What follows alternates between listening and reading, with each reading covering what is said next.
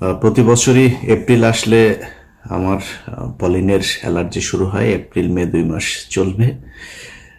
তো এই অসুস্থতার মাঝখানেও দেশের সারাদিন বিভিন্ন ঘটনা ঘটে যাচ্ছে, নানান আলোচনা গুজব অনেক কিছুর মধ্যে দিয়ে আমরা গেল 2 দিন পার করেছি। তো আমি সবগুলো ঘটনাকে একদম গুজব বা অহেতুকি আলোচনাগুলো উঠেছে এরকম আমি মনে করি না। এর এর পেছনে নিশ্চয়ই কিছু কারণ ছিল। আমি আমার যুক্তিগুলো তুলে ধরবো। আপনাদের অনেকের কাছেই এটার পক্ষে বিপক্ষে মতামত থাকতে পারে। আপনারা আপনাদের মতামত কমেন্টে জানাবেন। 2024 সালের 5 আগস্ট শেখ হাসিনা পালিয়ে যাওয়ার পর 1-1.5 মাসের ভেতরে আমি একটা কথা বলেছিলাম যে শেখ হাসিনা বাংলাদেশের পরবর্তী প্রধানমন্ত্রী হবেন। যদি নাও হয় তাহলে তারপরের 1 বছর পরের মেয়াদের প্রধানমন্ত্রী হবে আওয়ামী লীগের কেউ। যদি শেখ হাসিনা ধরেন যে পরিমাণে ফেন্সিডিল সে ভারতে খাচ্ছেন, এখানে তো খুব সহজেই পাওয়া যায়। তো উনি কয়দিন টিকতে পারবেন জানি না। যাই হোক, আওয়ামী লীগের কেউ প্রধানমন্ত্রী হবেন। এই কথাগুলো কেন বলেছিলাম, আমার কাছে মনে হয়েছিল কি যে বিপ্লবের এটা আসলে ডিরেকশনটা ঠিক মতো যাচ্ছে না। কারণ হলো আমরা ধরেন বিপ্লব নিয়ে অনেক নাচানাচি শুরু করেছিলাম। আমরা তো জানতাম না 5 তারিখের পরে আসলে এই 5 তারিখে এইভাবে হচ্ছে, কিন্তু ভারত তো সবই জানতো। তারা তাদের মতো করে সুন্দর করে তাদের প্ল্যান বিতে কে কে থাকবে, আসিফ নজরুল সহ কারা কারা এখানে প্রথম আলোর যে পুরো গংটা এরা কি করবে, এই জিনিসগুলো তারা জানতো, ওইভাবে সেট আপ করেছিল। যে কারণে তার পরপরই এই যে প্রধান উপদেষ্টার এই যে প্রেস সেক্রেটারি শফিক সহ আসিফ নজরুলের ঘনিষ্ঠ যারা যারা আছে প্রথম আলো এদেরকে এখানে বসিয়ে দিয়েছেন, তারা তাদের মতো করে চালাচ্ছেন। এই দেশের এই যে 5 তারিখের যেই আন্দোলন, যে বিপ্লব, যে স্বাধীনতা, এটা ধ্বংস হওয়ার পেছনে যদি একজন মানুষ, অনেক মানুষই মনে করেন আমি আসিফ নজরুলের ব্যাপারে এত কেন, একজন মানুষ যদি নাকি এটার জন্য সবচেয়ে বেশি দায়ী থাকে সেটা এই আসিফ নজরুল। এর জন্য প্রতিটা জায়গায় সমস্যা হয়েছে। আপনাদেরকে এই কথাটা কেন বলেছিলাম যে শেখ হাসিনাই আবার আসবে, এটা যদি আপনাদের আমি বিশ্লেষণ করতে চাই তাহলে একটা জিনিস বলে রাখি, সেটা হচ্ছে এই যে 15টা বছর শেখ হাসিনা ক্ষমতায় থাকলো, আন্তর্জাতিক বিশ্বের কেউ তাকে সরায় নাই এখান থেকে। ইন্ডিয়া একদম সরাসরি তাকে সাপোর্ট দিয়ে গিয়েছে, কিন্তু আন্তর্জাতিক বিশ্বের অন্যান্য দেশগুলোকে যে এই ব্ল্যাঙ্ক সাপোর্ট দিয়ে রাখা সম্ভব হলো কেন? কিসের জন্য করা হয়েছিল? কিসের জন্য হাসিনাকে কেউ সরাইতে পারে নাই? আন্তর্জাতিক বিশ্ব থেকেও কোনো চাপ কেন আসে নাই?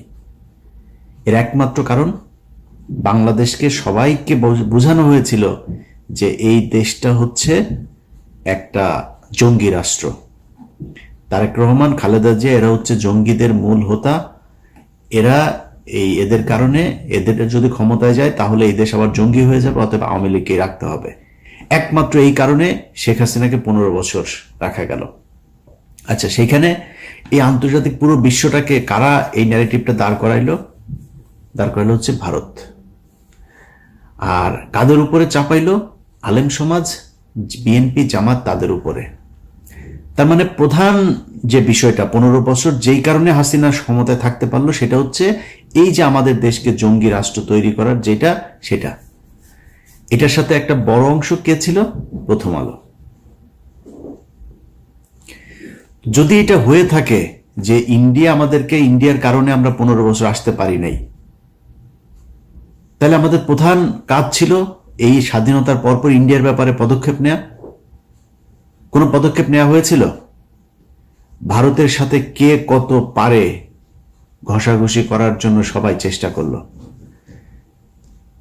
আমাদের প্রধান শত্রুকে আপনি পাশে রেখে তারপরে দেশ চালাবেন, দেশে আবার অস্থিতিশীল পরিস্থিতি আসবে না, আবারও হাসিনা আসবে না, হাসিনা এসে আবারও 15 বছর না 1500 বছর বাংলাদেশ শাসন করবে না, ভারতের সাথে একসাথে হয়ে যাবে না, এর কোনো গ্যারান্টি দিতে পারবেন? তাহলে করেন নাই কেন? প্রথম আলো যে কিনা সরাসরি, আমি নিজে আমার এইখানে আমি 21শে আগস্ট বিডিআর হত্যাকাণ্ড থেকে শুরু করে বিভিন্ন জায়গায় দেখাইলাম যে প্রথম আলো কিভাবে এই কাজগুলো করেছে। অথচ মির্জা ফখরুল ইসলাম আলমগীর সোজা যায় সেখানে করলো কি, প্রথম আলোর উপরে আঘাত মানে হলো গণমাধ্যমের উপর আঘাত। এই আঘাত সে কোনোভাবেই, সে শেখ মুজিবের ব্যাপারে কি বলল, শেখ মুজিবের ছবি করলে তারপরে এটা তার বুকে চিনচিন করে, হ্যাঁ, এসব কথাবার্তা। তো প্রথম আলো আর ইন্ডিয়া আপনার সমস্যা না,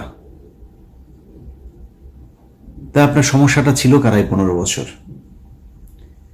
মির্জা ফখরুলের তো সমস্যা না। এই বক্তব্য যেদিন শুনেছিলাম সেদিনই মনে করেছিলাম আর বাংলাদেশের পলিটিক্স নিয়ে কথাবার্তা বলে লাভ নেই, নিজের মতো করে কিছু টাকা পয়সা কামায় তারপরে চুপচাপ থাকে। কিন্তু মির্জা ফখরুলই তো বিএনপি না, মির্জা ফখরুল মানেই বাংলাদেশ না। এই বাংলাদেশের লাখো লাখো কোটি কোটি বিএনপি জামায়াতের কর্মীরা, নেতারা অনেকে আছে যারা আসলেই ভারতকে অপছন্দ করে, প্রথম আলোকে বাংলাদেশ থেকে উৎখাত করতে চায়। তাদের জন্য তো আমাদের পাশে থাকা উচিত। মির্জা ফখরুলের একটা ঘর জামাই আছে, ওই যে ফাহাম আব্দুস সামাদ ফাহাম নাকি যেন, এই ঘর জামাইটা এতদিন মির্জা ফখরুল অস্ট্রেলিয়াতে যে আওয়ামী লীগের কাছ থেকে যা ভাগটাক পাইতো এগুলো নিয়ে ওইখানে দিত, বউরে নিয়ে থাকতো। এখন সে বউ নিয়ে বাড়িতে এসেছে, গ্রামে মানে দেশে এসেছে। প্রতিদিন বিভিন্ন গণমাধ্যমে দেখি সে বক্তব্য দেয়। এতদিন কই ছিলেন? ওনার মেয়ের তো উচিত ছিল এখানে এসে তারপরে এগুলো নিয়ে নেতৃত্ব দেওয়া, কথাবার্তা বলা। বলে নাই তো, কোনো কিছুই করে নাই। এখন এসছে, কারণ এখন এই যে আবার লুটপাট শুরু হয়েছে। খবর নেন, যান। মির্জা ফখরুলের ভাইয়ের অত্যাচারে তার এলাকার লোকজন ঘরে থাকতে পারে না। বাংলাদেশের সবচাইতে বেশি আওয়ামী লীগের লোকজনকে পুনর্বাসিত করা হয়েছে মির্জা ফখরুলের এলাকায়। এগুলো নিয়ে কাজ করতেছে। এখন দিচ্ছে না কেন? বিএনপির অনেক মানুষজন ফোন করেন, ভাই এখানে এটা হচ্ছে, এখন দিচ্ছে না কারণ বিএনপিকে আসলে এখন করলে বিএনপির ভেতরে সমস্যা থাকবে, এরকম দুই একটা নেতাও থাকবে এই টাইপের, কিন্তু পুরো বিএনপিকে তো আপনি কালার করতে পারবেন। আমার এর পরের দেশের নেতৃত্বে কে আসবে? আপনি বিএনপিকে যদি সরেন তাহলে তো এটা মানে একটা ডিপলিটিসাইজেশনের দিকে চলে গেল। তখন আপনি কি করবেন? কাকে আনবেন? এখানে একটা অন্য তৃতীয় পক্ষ আসবে, সেনাবাহিনী আসবে, ইন্ডিয়া সেই সুযোগ নিবে। সো আমার সেকেন্ড চয়েস হচ্ছে বিএনপি। অতএব এই কারণে বিএনপির বিষয় নিয়ে বিএনপি চাঁদাবাজি করে, এই করে সেই করে, নানান অভিযোগ। আমি বলে বিএনপি নিয়ে কোনো কথা বলা যাবে না। বিএনপিকে নিয়ে বলার সময় আছে, অবশ্যই বিএনপিকে নিয়ে কথা বলা হবে, কিন্তু এখন না। যে কারণে এগুলো নিয়ে কথা বলি না। কিন্তু মির্জা ফখরুলরা এই কাজগুলো করছে। এখন মির্জা ফখরুলের তো কোনো সমস্যা হবে না। মির্জা ফখরুল তো আওয়ামী লীগের সাথে মিলেমিশে 15 বছর খুব শান্তিতে ছিল। সে একদিন এক ইয়েতে ক্যাবিনে ছিল, মানে আটক হয়েছিল। আটক হলে তারে নিয়ে সুন্দর করে 5 স্টার হোটেলে পর্যন্ত রাখা হইতো। মির্জা ফখরুল সহ কয়েকজন বিএনপির নেতা আছে, সবাই না, কয়েকজন, এদেরকে রাখা হইতো, খুব আরামে রাখা হইতো। তো এই লোকগুলিকে আপনার ওই ক্যাবিনে রাখার পর একদিন সে একজন বিএনপির, নাম বললাম না, বিএনপির এক নেতার সাথে সে বলছিল যে খালেদা জিয়ার কথা বলছে, এই মহিলার কারণে, এই মহিলার মাথায় সমস্যা আছে, এই মহিলার কারণে এখন আমার এই জেলে আসতে হইল।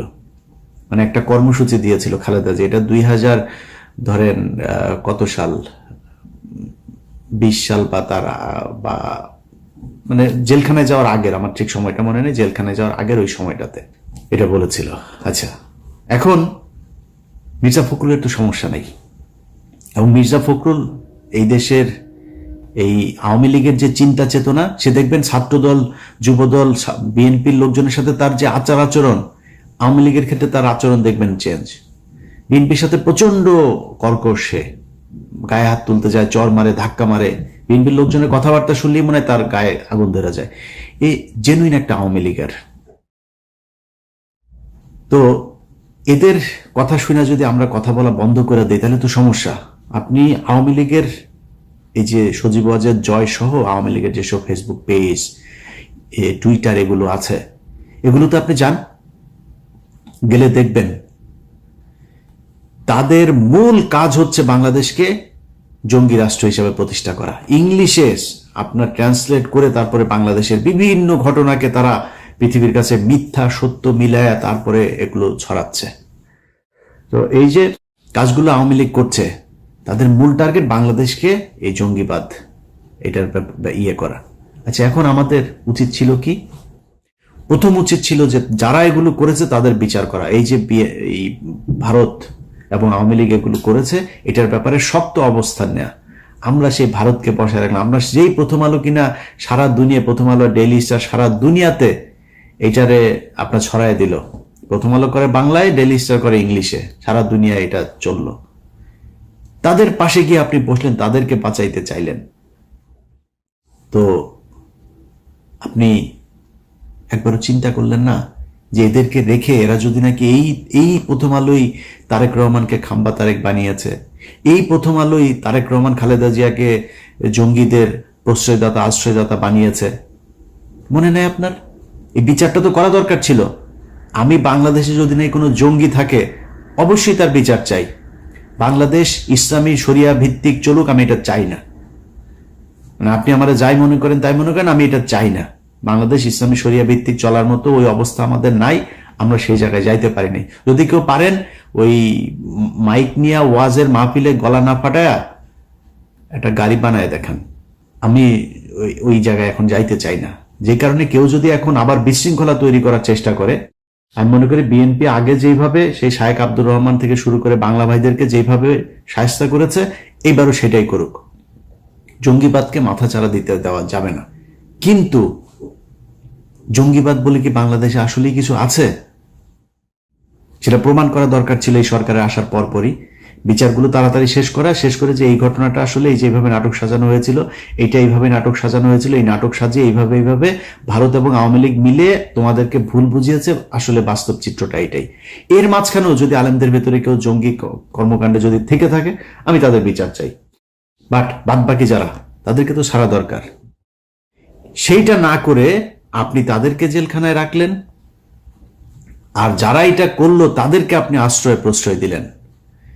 2 দিন আগে এক ভিডিও দেখলাম, ওই যে এই ফারজানা ব্রাউনিয়ার এক্স বয়ফ্রেন্ড আপনার জিল্লুর রহমান, তৃতীয় মাত্রা করে।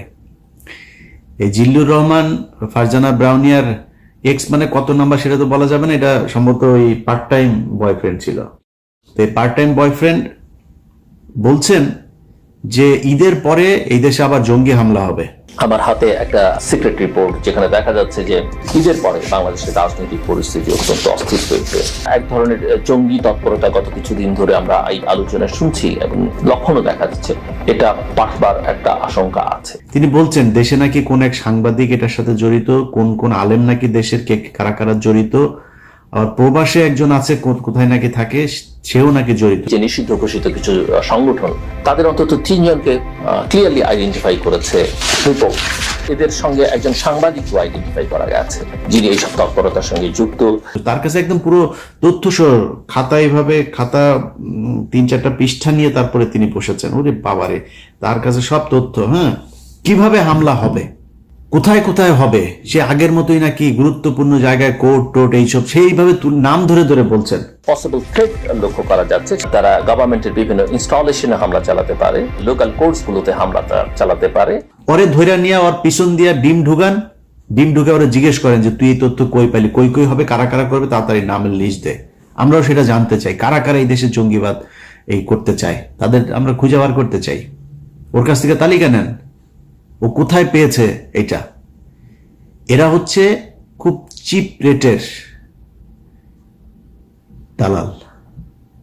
এরা বিভিন্ন দেশের গোয়েন্দা সংস্থার কাছ থেকে টাকা পয়সা খায়া তারপরে বাংলাদেশে অস্থিতিশীল পরিস্থিতি তৈরি করতে চায়।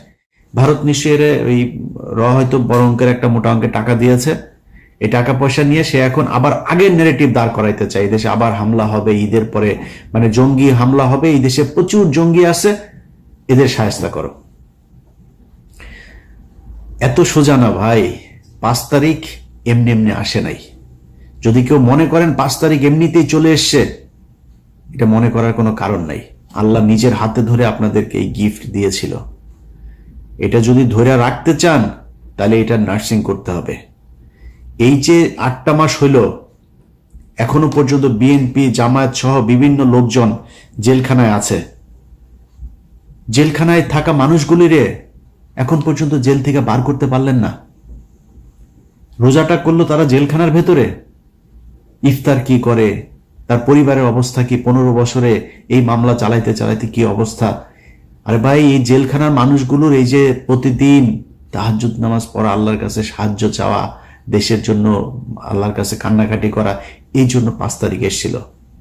তাদের চোখের পানির দাম দেন নাই, তাদেরকে এখন পর্যন্ত জেলখানায় রাইখা তারপরে ক্ষমতায় চলে আসবেন। এত সোজা, এত ইজি আপনি ক্ষমতায় চলে আসবেন? এখনো তারেক রহমান দেশে যাইতে পারে নাই। ক্ষমতা বহু দূরের ব্যাপার। খুব প্রীতি দেখাইছেন না, শেখ হাসিনা দেশে আসবে, শেখ হাসিনা এই আবার করবে, আওয়ামী লীগকে আমরা মাফ করে দিব। তোর কাছে মাপ চাইছে? এখন আওয়ামী লীগকে পুনর্বাসিত করবে কি? কোন রিফাইন আওয়ামী লীগ আসবে, নাকি পিওর আওয়ামী লীগ আসবে, র আওয়ামী লীগ আসবে, না কোন আওয়ামী লীগ আসবে, সেটা নিয়ে আলোচনা হয়। এই আলোচনা আপনাকে আসতে বলছে কি? আওয়ামী লীগ বলছে আপনার কাছে যে আমরা আসতে চাই, আমাদেরকে র আওয়ামী লীগ নিবা নাকি এই রিফাইন আওয়ামী লীগ নিবা, কোনটারে নিবা, কোন ভাবে আমাদেরকে নেওয়া যায়, চাইছে আপনার কাছে? এখনো প্রতিদিন হুমকি দেয়, এখনো প্রতিটা দিন বলে যে তারা করবে, চলে আসবে, এদিক দিয়ে আসতেছে, ওদিক দিয়ে আসতেছে, হুঙ্কার দিতে থাকে। আপনি যে তারে মাফ করেন, আপনি যে তারে নিয়ে আলোচনা করতেছেন, সেই আলোচনার কারণটা কি? আওয়ামী লীগ কবে, কোন দিন আপনাকে বলছিল যে আপনি আমরা আমাদেরকে নেওয়ার ব্যবস্থা করেন, আমরা দেশে একটু ফিরতে চাই, আপনাদের সাথে কথা বলতে চাই, বলেছে নাকি? আমরা আলোচনা করছি। আওয়ামী লীগের লোকজন এই গতকালকে আসিফ নজরুল তার প্রিয় আওয়ামী লীগের লোকজনকে কোর্টের বিভিন্ন জায়গায় বসিয়ে রেখেছে। গতকালকেও এত ক্রুশিয়াল একটা সময়ের ভিতরে, কালকে মনে হয় 100 বার আওয়ামী লীগের লোকজনের ইয়েতে দেখেছি শেখ হাসিনা ওই দিক দিয়ে ঢুকছে, ওই দিক দিয়ে তোরে ঢুকাই দেওয়া হবে, ঢুকতে বল। দেশের মানুষ এখন ওই মেজাজে নাই। হ্যাঁ, সেনাবাহিনীও যদি নাকি তেড়িবেড়ি করে, সেনাবাহিনীর মধ্যম সারি জুনিয়র অফিসাররা বসে আছে, সৈনিকরা বসে আছে, 15 বছর বহুত হয়েছে। তেড়িবেড়ি করার চেষ্টা করলে কোনো জেনারেল তারা বসে থাকবে না, কারণ সেনাবাহিনী এই দেশের মানুষের প্রাণের কথা বলে। এই দেশের মূল রক্ষক হচ্ছে বাংলাদেশ সেনাবাহিনী। সেই সেনাবাহিনী এত সহজে আপনি 2-4 জন জেনারেলের কারণে বিক্রি হয়ে যাবে আরেক দেশের কাছে, এটা মনে করার কোনো কারণ নাই। ঢুকতে বল, অমুক জেনারেল অমুক কর্নেলের কথা শুনে তারপর ঢুকতে বল, তারপরে বুঝবি মজাটা। আয়, এগুলি করা হচ্ছে। এর মাঝখানে আপনি গতকালকে 2 জনের জামিন দিয়ে দিলেন। আওয়ামী লীগ কি করতো? আওয়ামী লীগ যখন দেশে পরিস্থিতি হইতো তখন সবগুলি নিয়ে ঢুকাইতো, জামিন টামিন সব বন্ধ। আপনি এই পরিস্থিতির মাঝখানে 2 জনের জামিন দিয়ে দেন, কিভাবে সম্ভব? এক এমপির বোর্ডে জামিন দিয়ে দিয়েছে, কিভাবে সম্ভব? আপনার এখানে আমরা আলোচনা করছি আওয়ামী লীগকে পুনর্বাসন, এই নিয়ে আলাপই চলবে না। কিসের আওয়ামী লীগ? ওদের বিচার হবে, ওরা রাজনীতি করতে চায় করুক, সমস্যা নাই। আওয়ামী লীগ দেশে রাজনীতি করবে আওয়ামী লীগের নাম দিয়ে, করুক। কে করবে? কোন আসবে? আমরা চুজ করব নাকি? আওয়ামী লীগের একদম সর্বোচ্চ নেতা থেকে যত সারা বাংলাদেশের পদস্থ যত আওয়ামী লীগের ছিল, সবার খুনের দায় এদের বিচার হবে। বিচারের মুখোমুখি হোক আগে, আমাদের আলোচনা হবে বিচার নিয়ে। আপনি তার পুনর্বাসনের জন্য কথা বলছেন, পুনর্বাসন নিয়ে আপনারা আলোচনা করতে বলছে। এত প্রীতি, এটা তো এই 15 বছরের বামবুতে ঠিক হয় নাই এখনো পর্যন্ত। লজ্জা লাগে আওয়ামী লীগের চাই না এটা বলতে। কারণ কি? কারণ হচ্ছে এই যে আওয়ামী লীগের টাকা পয়সা খেয়েছে না, আওয়ামী লীগের সময় বিএনপি নেতার ব্যাংক চলে নাই, গার্মেন্টস চলে নাই, ব্যবসা প্রতিষ্ঠান চলে নাই, চালাইছে যে কারণে এগুলি কি কি লেনদেন হয়েছে এগুলি রেকর্ড তো তাদের কাছে আছে। সেগুলি থাকার কারণে তারা এখন কথা বলতে পারে না। সেগুলি থাকার কারণে আওয়ামী লীগ যেটা শিখাই দেয় ওইটা বলতে হয়। তারেক রহমানের তারা দেশে নিতে চায় না। তো আমরা অনেক কথাবার্তা বলেছি তো গেল, বিশেষ করে 5 বছরে। এবার দেশের কোনো খারাপ পরিস্থিতি আসলে আমরা পাশে থাকবো না, কারণ যা দেখলাম এইবার, যাকে যেখানে বসানো হয়েছে সে সেখানে যে লুটপাট করার চেষ্টা করেছে। কেউ এই দেশের কথা চিন্তা করে, এই দেশের মানুষের কথা চিন্তা করে নাই। আপনি ছাত্ররা, আরে বাপ, তোর 100 কোটি টাকার মালিক হলে তুই সেই টাকা কই রাখবে এটাই তো তুই জানিস না, এখনো সেইটাই শিখিস নাই। তুই টাকার পেছনে দৌড়ানো শুরু করছিস। তোর সাথে যে যারা কিনা মারা গিয়েছে তাদের পরিবারের গুলোর কাছে এখন পর্যন্ত টাকা পয়সা, তার সাহায্য সহযোগিতা, তার পরিবারের পাশে দাঁড়াইতে পারিস নাই। তুই টাকা পয়সা কামানো শুরু করছিস যারে যেখানে বসানো হয়েছে। এই জন্য তো মানুষ, খালি আমি না, মানে আমার চাইতে তো বেশি অবদান এই দেশে যারা রাস্তায় থেকে তারপর মারামারি করেছে, গুলি খেয়েছে, মারা গিয়েছে, অন্ধ হয়েছে, পঙ্গুত্ব বরণ করেছে, এই লোকগুলি আর আসবে না আপনার পাশে। এইভাবেই থাকতে হবে। তো যেটা আগে বলছিলাম যে মির্জা ফখরুলের মতো এইসব কালপিট আওয়ামী লীগের দালাল যারা আছে তাদের জন্য যে কথা বলবো না, এটা না বলে পারি না, কারণ ওই যে সাধারণ মানুষগুলো আছে না, তাদের জন্য।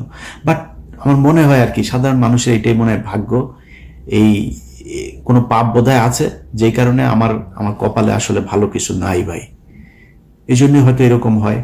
তা না হইলে এরকম বিশাল একটা সুযোগের পরে এই দেশের মানুষগুলি ঠিক হইল না, মানে মানুষগুলি বলতে এই যে যারা জায়গা মতো বসানো হইলো তারা কেন ঠিক হইল না এটা আমি জানি না, এটার কোনো ব্যাখ্যা নাই ভাই। ও আমার আজকের ভিডিওর মূল কথা হয়েছে যে ভাই, যে জন্য এই দেশটা 15 বছর আরেক দেশের কাছে জিম্মি ছিল সেটা পয়েন্ট আউট করা এবং পদক্ষেপগুলো নেয়া। এটা যদি না নেন, কালকে পরশু এই যে ঝুঁকির ভেতরে আপনাকে থাকতেই হবে। ভারত আপনাকে কখনোই শান্তিতে থাকতে দিবে না, এটা মনে করার কোনো কারণ নাই।